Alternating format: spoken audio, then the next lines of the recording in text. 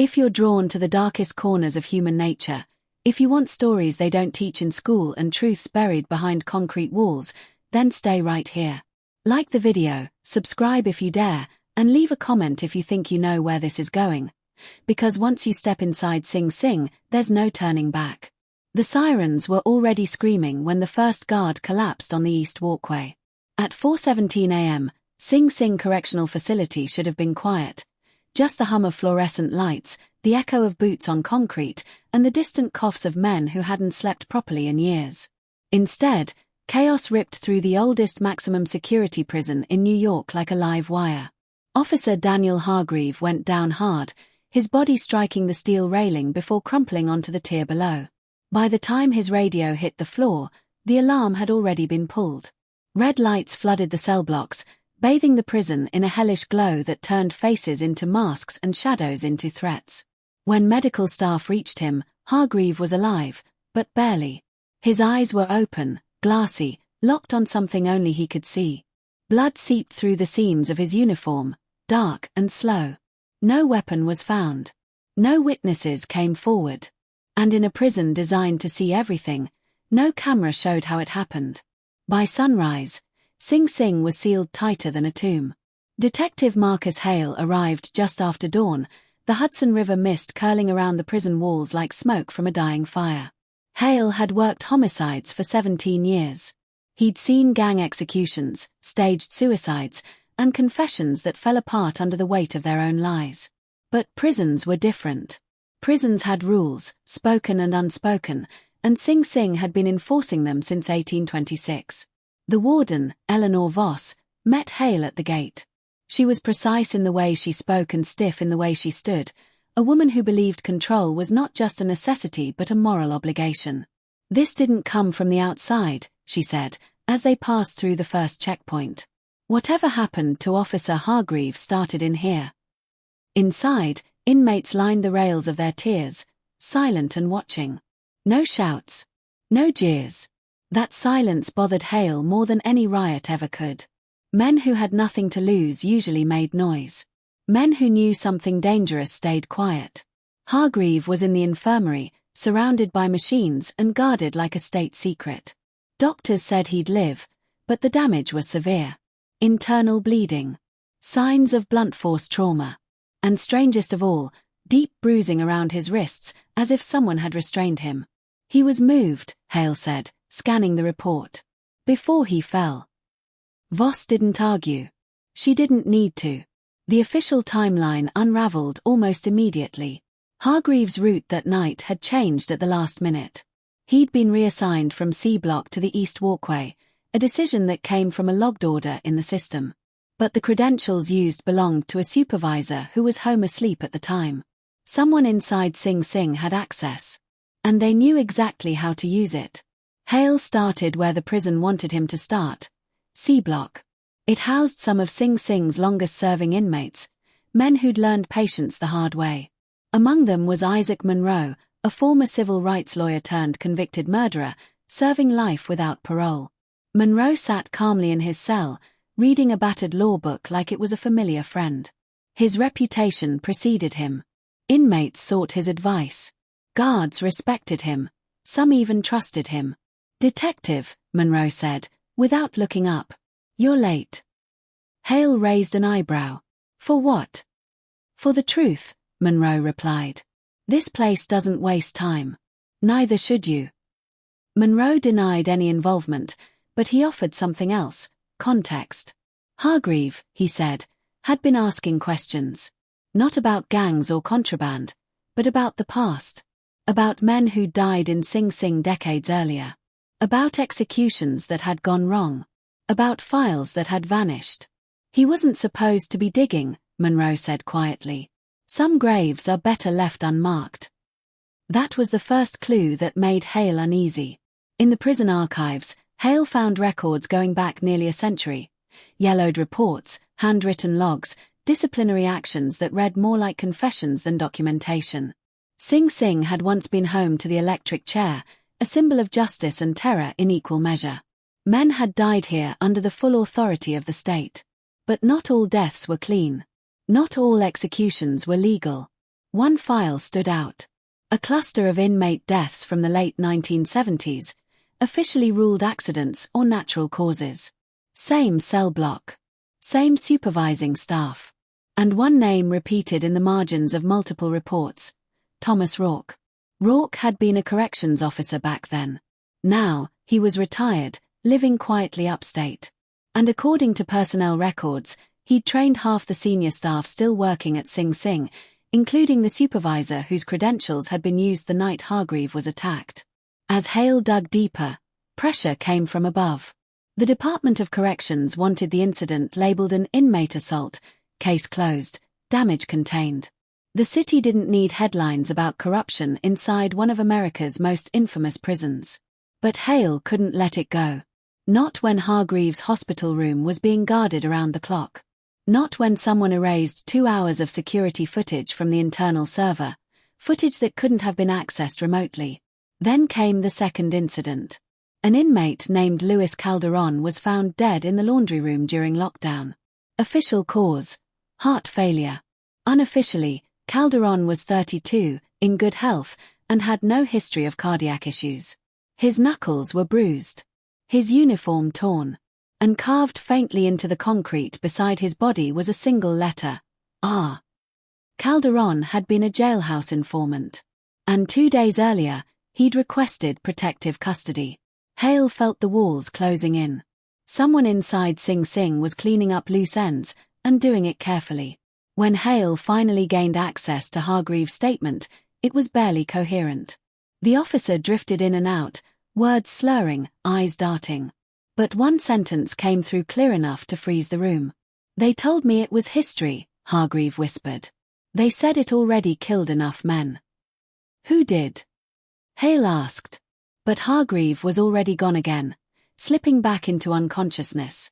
That night, Hale stayed late, alone in the archive room, scanning documents that hadn't been touched in decades. He found disciplinary reports rewritten in different handwriting. Execution logs signed by supervisors who weren't on duty. And then, behind a false backing in a filing cabinet, he found something he wasn't supposed to see. A sealed internal investigation. Never submitted. Never resolved. It detailed a secret unit within Sing Sing, guards and administrators who'd taken justice into their own hands during the prison's most violent years. Inmates deemed untouchable by the courts. Men who knew too much. Men who never made it to appeal. At the bottom of the report was a list of names. Some were dead. Some retired. And one was still very much in charge. As Hale reached for his phone, the lights in the archive room flickered. Then went out completely. In the darkness, footsteps echoed behind him, slow, deliberate, unhurried. Hale turned just as a door he hadn't noticed before creaked open, revealing a staircase descending into the lower levels of Sing Sing. A place not marked on any map. And as the footsteps stopped at the top of the stairs, Hale realized something chilling. Officer Hargreave hadn't fallen. He'd been shown something. And whatever waited below Sing Sing was still watching. But when Hale stepped closer and the locked basement door finally opened, what he found inside changed everything. The staircase smelled like damp concrete and old metal, the kind of odor that settled into your lungs and refused to leave. Detective Marcus Hale descended slowly, one hand on the railing, the other gripping his flashlight as if it were the only solid thing left in the world. Above him, the archive room door closed with a soft, deliberate click. The sound echoed longer than it should have. At the bottom of the stairs, the beam of light revealed a narrow corridor, its walls scarred by time and neglect. This wasn't part of any modern blueprint Hale had seen. The paint was older, layered thick, and yellowed, flaking away to expose stone beneath. Electrical conduits ran haphazardly along the ceiling, some cut, others still humming faintly with power. Someone had kept this place alive. Hale followed the corridor until it opened into a small chamber lined with metal cabinets. Not filing cabinets, evidence lockers. Each was numbered by hand. No digital tags. No barcodes. Just steel doors and padlocks, many of them rusted shut. He forced one open. Inside were photographs. Black and white. Grainy, unmistakably official. Inmates. Some alive, some dead. Close-ups of injuries that had never made it into autopsy reports. Bruises shaped like hands. Burns that didn't match any recorded accident. And in the corner of nearly every photograph, faint but intentional, the same letter appeared again. Ah! Footsteps sounded above him. Hale shut the locker quietly and killed his flashlight. The darkness swallowed him whole as a silhouette appeared at the top of the stairs. A voice followed, low, steady, and far too calm. "You shouldn't be here, detective." The light snapped on, blinding Hale for a split second. When his vision cleared, he saw Warden Eleanor Voss standing in the doorway, flanked by 2 senior officers. Their hands rested near their weapons, not raised, not threatening, just ready. "This area is restricted," Voss said. "For your own safety." Hale straightened. "You forgot to mention it existed." Voss's expression didn't change. Some things don't exist unless someone goes looking for them. Back in her office, the walls felt closer than before. Voss poured herself a glass of water she didn't drink. "What you found," she said carefully, "is history. Ugly history. Sing Sing has tried to move past it. By hiding it." Hale replied. "By attacking an officer and killing an inmate." "No," Voss said. "By containing it." She admitted to knowing about the internal investigation but denied any current involvement. The unit, unofficial, unrecorded, had been disbanded decades earlier, she claimed. The men responsible were either dead or irrelevant. Hale didn't believe her. And neither did his instincts. The next morning, Officer Hargreave disappeared. One moment, he was under armed guard in the hospital. The next, his bed was empty, formalin still dripping onto the floor. No signs of forced entry. No alarms triggered. Just absence. The media exploded. Headlines screamed about corruption, cover-ups, a prison out of control. The Department of Corrections doubled down, insisting Hargreave had been transferred for his own protection. Hale knew better. He visited Thomas Rourke that afternoon. The former corrections officer lived in a quiet town, his house immaculate, his demeanor polite. Rourke listened as Hale laid out the facts, his pale eyes never blinking. Sing Sing was a war zone, Rourke said finally. Men died every week. Guards too. We did what the system couldn't. You executed inmates, Hale said. We removed threats, Rourke corrected. And we weren't alone. Rourke leaned forward, lowering his voice. You think this is about the past. It's not. Someone's reviving it. That night, one of Hale's contacts inside Sing Sing, a junior guard named Emily Ross, called him in a panic. They're moving things, she said. Files. Equipment. People. And my name showed up on a list. Get out, Hale said. Now. She didn't make it. Ross was found unconscious in her car, parked off a service road near the prison. Her phone was missing. Her windshield smashed. And written in the dust on her dashboard, a message. Stop digging. Hale felt the net tightening. Evidence vanished from lockers. Witnesses recanted. A fellow detective was reassigned without explanation. Even Hale's supervisor began urging him to back off. But one thing remained consistent, the letter R. Hale traced it through personnel records, disciplinary notes, and old transfer orders until a pattern emerged. R wasn't a name. It was a rank. R stood for Red Room. A covert designation for the lowest level beneath Sing Sing, used during the prison's darkest years. A place where oversight didn't exist. Where justice was improvised. Hale returned to the basement, this time with a warrant he doubted would protect him.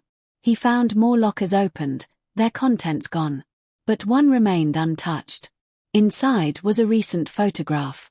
Officer Hargreave, alive, standing in the Red Room, flanked by men Hale recognized from current leadership. And behind the photo, a handwritten note. He remembered.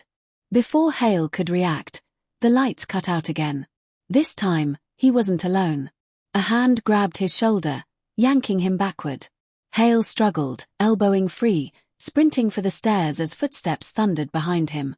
He burst into the corridor just as alarms began to blare, red lights flashing once more. By the time security arrived, the Red Room was empty. Hale escaped the prison, shaken but certain now. This wasn't damage control. It was a purge.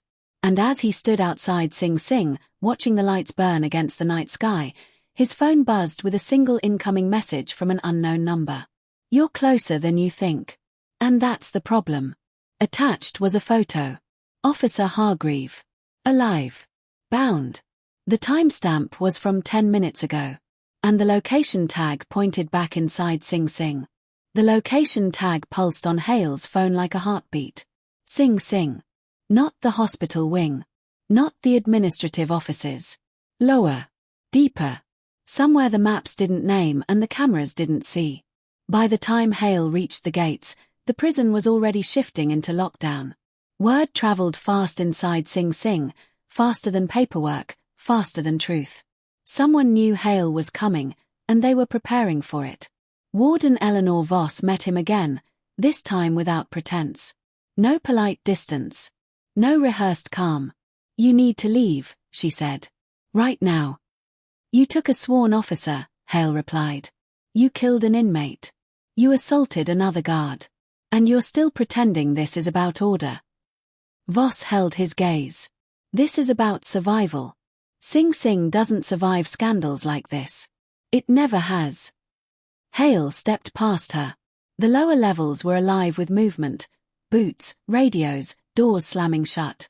But something was wrong. The chaos felt staged, too controlled, like a drill designed to hide something else entirely. Hale followed the signal. It led him back to the Red Room. The door stood open. Inside, the chamber had changed. The evidence lockers were gone, replaced by folding tables and portable lights. The walls bore fresh scuffs, as if equipment had been dragged in recently. At the center of the room, bound to a chair, was Officer Daniel Hargreave. He looked worse than before. Bruised. Pale. Awake. "Marcus," Hargreave croaked. "They said you wouldn't come." "Who?" Hale asked, cutting the restraints. A slow clap echoed from the shadows. Thomas Rourke stepped forward, flanked by two men in uniform, men Hale recognized from current Sing Sing leadership. One of them closed the door behind them with deliberate care. "We needed him to remember," Rourke said. "That's all." Hale positioned himself between them and Hargreave. "You're finished." Rourke smiled sadly. "You really believe that?" He gestured to the walls. Screens flickered to life, displaying archived footage, grainy videos of interrogations, executions, beatings. Dates spanned decades. Names scrolled beneath each image. Some belonged to men long dead. Others belonged to people still wearing badges. "This place was built on violence," Rourke continued.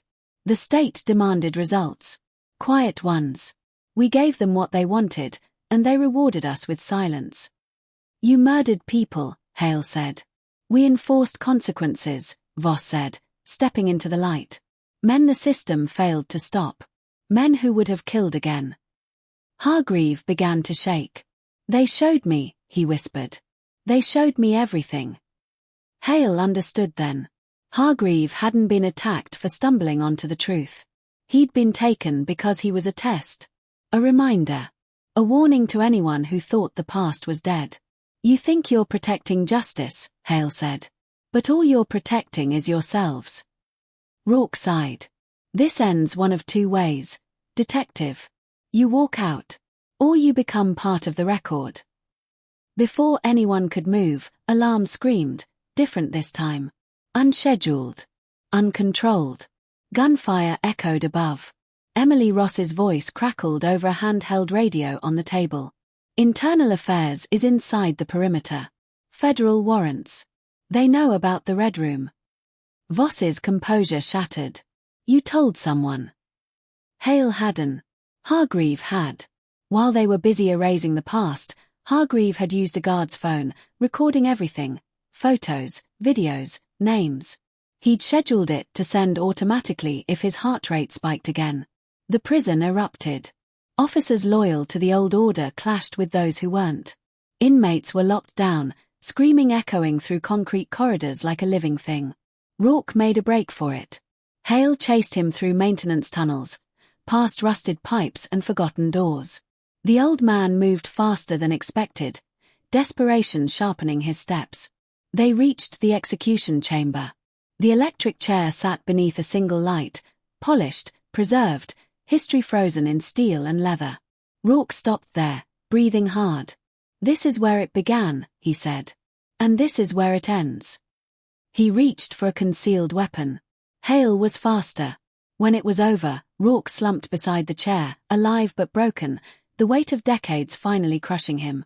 By morning, Sing Sing was crawling with federal agents. Files were seized. Officers arrested. Voss resigned before noon. The story dominated headlines across the world. The Red Room. The secret executions. The men who thought they were above the law. But not everything came out. Some names were redacted. Some footage mysteriously corrupted. Some questions officially left unanswered. Hargreave survived. He testified. Then he vanished into witness protection, another ghost created by the system. Hale stood outside Sing Sing one last time as the sun rose over the Hudson, its light cutting through the mist. The prison looked quieter now. Smaller.